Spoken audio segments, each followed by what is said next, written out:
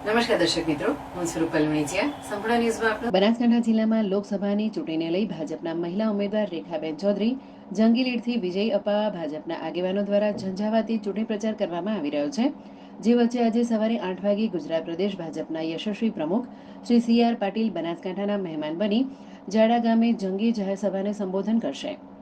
કુશળ સંગઠનકર્તા અને ગુજરાત પ્રદેશ ભાજપના યશસ્વી પ્રમુખ શ્રી સી.આર. પાટીલ આજે તારીખ 27 એપ્રિલને શનિવારે સવારે ઝાડા અમરપુર ધામ કોતરવાડા 3 રસ્તા પર સવારે 8 કલાકે ભાજપની જાહેર સભાનું સંબોધન કરશે.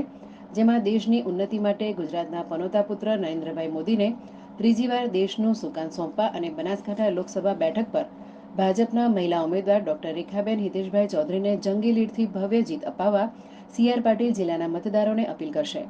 આ પ્રસંગે પ્રદેશ સહિત જિલ્લાના આગેવાનો કાર્યકરો મોટી સંખ્યામાં ઉપસ્થિત રહેશે.